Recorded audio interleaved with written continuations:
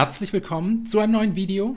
Heute zeige ich euch ein einfaches Rezept für einen leckeren Gnocchi-Auflauf mit Pilzen und Zucchini. Dafür als erstes 250 Gramm Champignons putzen und in Scheiben schneiden. Außerdem eine große Zucchini waschen, längs vierteln und dann in Stücke schneiden. Und zum Schluss noch eine große Zwiebel sowie 2 bis 3 Knoblauchzehen abziehen und hacken bzw. in dünne Scheibchen schneiden.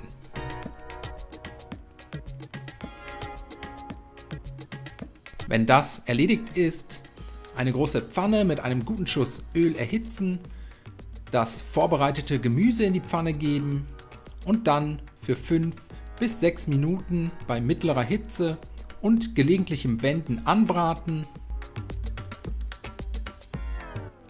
Danach kommen die Gewürze dazu, einen gehäuften Teelöffel süßes Paprikapulver und eine gute Prise Salz und frisch gemahlener Pfeffer.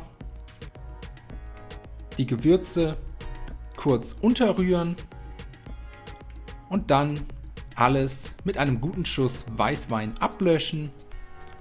Alternativ könnt ihr hier auch Gemüsefond bzw. Brühe verwenden. Den Weißwein etwas einköcheln lassen und danach kommen auch schon die restlichen Zutaten dazu. 200 Gramm Creme Fraiche und 750 Gramm frische Gnocchi aus dem Kühlregal. Alles einmal gut miteinander verrühren, damit sich alle Zutaten gleichmäßig verteilen können. Das Ganze kurz aufkochen lassen.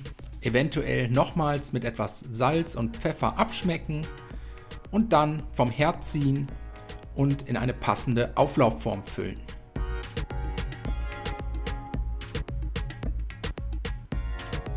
Zum Schluss kommt noch etwas geriebener Käse obendrauf und so kommt die Auflaufform dann in den vorgeheizten Backofen bei 200 Grad Ober- und Unterhitze für etwa 25 bis 30 Minuten, bis der Käse eine schöne goldbraune Farbe angenommen hat. Den fertigen Gnocchi-Auflauf anschließend aus dem Ofen holen. So sieht der Auflauf nach dem Backen aus.